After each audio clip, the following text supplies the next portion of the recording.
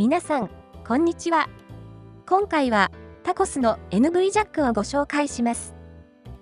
NV ジャックは日産 NV200 バネットをベース車にしたバンコンバージョンキャンピングカーです。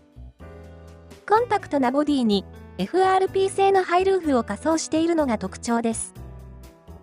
後部右側のウィンドウは窓埋めされています。車内側にはギャレーキャビネットがあります。全長は 4400mm で、セレナとほぼ同じサイズ。ミニバンに近い感覚で運転しやすいのがメリットです。それでは車内を見てみましょう。ハイルーフなので、高い天井高が魅力です。ポップアップルーフのように、上げ下げが必要なく、全体的に高い天井高です。ハイルーフの後部にはアクリル二重窓を設置。換気ができるとともに、網戸やシェードも組み込まれています。濃い色彩を使ったシートと家具の組み合わせ。シックなイメージのインテリアを採用しています。2列目にマルチモードシートを採用。前向きにして5名が乗車できます。助手席は倒すとテーブルになります。ポータブル冷蔵庫などを置くこともできるでしょう。2列目シートを後ろ向きにすると、後部のベンチシートとで L 字型のダイネットモードになります。テーブルは足を短くしてベッドモードでも使用できます。シートをすべてフラットにすると長さ 1850mm、幅 1350mm のベッドになります。後部右側のギャレーユニットが跳ね上げられるので、ギャレーキャビネットで足元が狭くなることはありません。これにより足元まで家庭用のレギュラーサイズのダブルベッドに近いベッド幅が確保できるのがメリットです。ルーフ全部に収納されているボードを並べると、長さ 2100mm、幅 1100mm のベッドになります。大人が就寝できるサイズですが、キャンピングカー用券の高さ制限により子供用にカウントされます。後部右側に設置されたギャレーキャビネット。シンクが設置され、調理スペースも用意されています。シンクに蓋をすると、大きなカウンターテーブルとしても使用できます。シンクの向かいには鏡も用意されています。照明もありますので、手元を明るく照らすことができます。シンクの下には、各10リッターの給排水タンクが収納されています。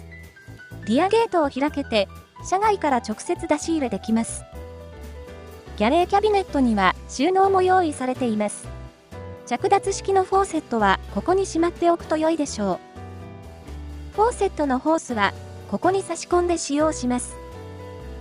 収納を見てみましょう。後部右側には小さなオーバーヘッド収納が設置されています。後部左側のベンチシート下の収納。シートマットを持ち上げてアクセスする必要があり、多少面倒ですが、大きな収納スペースがあります。ベンチシート下の収納へは、リアゲートを開けて後部からもアクセスできます。ベッドモードにすると、通路の部分も収納として使用できます。空調は、オプションで車載用セパレートクーラーを設置可能。最大 300Ah のリチウムイオンバッテリーがオプションで用意されています。ルーフクーラーも選択できます。一体型でルーフに設置しますので、室内のスペースを有効に使用できます。FF ヒーターもオプションで設置できます。ハイルーフは、クーラーを設置する部分が低くなっており、全体的な高さを抑えています。後部右側のキャビネットには、電装系も収納されています。標準では、80Ah のディープサイクルバッテリーを装備。走行充電、外部 100V 電源入力とチャージャーも標準装備されます。最大 2000W のインバーターやソーラーシステムはオプションで設置できます。NV ジャックの車体寸法は全長 4400mm、全幅 1700mm、全高 2330mm。乗車定員は5名、就寝定員は大人2名と子供2名です。それでは、その他の選択肢を見てみましょう。まず、タコスの花。NV200 バネットベースでハイルーフを仮装するのは NV ジャックが唯一のモデルですので、タウンエースベースでルーフベッドを持つモデルをピックアップしています。全長は 4040mm で、NV ジャックより 360mm も短く、さらにコンパクトです。ただし、室内の広さはほとんど変わりません。NV ジャックと同様に高い天井高で、ストレスの少ない車内です。インテリアは明るい色の家具とシートを採用。やはり2列目に3名掛けのマルチモードシートを設置し、5名が前向き乗車できます。NV ジャックとほぼ同様のレイアウトで、後部右側にギャレーキャビネットを設置しています。ハナでは、ダイネットを展開するベッドは、長さ 1850mm、幅 1200mm、足元はギャレーキャビネットがあるため、1050mm と狭くなります。ハナのルーフベッドは、長さ 1500mm、幅 1000mm で、長さが 1800mm に達していないため、子供用にカウントされます。こちらは、ハナのギャレー。40リッターの上開き式冷蔵庫が標準装備されます。ハナの収納。両側にオーバーヘッド収納が設置されており、大きな収納力があります。ベンチシートの下にも収納が用意されています。ベンチ下の収納へは、リアゲートを開けて車外からもアクセスできます。ハナも NV ジャック同様にクーラーを設置できますので、夏でも快適な室内を期待できます。もう1台は、新装部のモーニングワンキャンパールポを挙げておきましょう。このモデルもタウンエースがベースで、ハイルーフを仮装しています。モーニングワンキャンパールポも高い天井高があります。NV ジャック同様に2列目に3人掛けのマルチモードシートが設置されています。後部には左サイドにギャレーキャビネットが設置されています。ベッドモードにすると長さ 1835mm、幅 1200mm のベッドになります。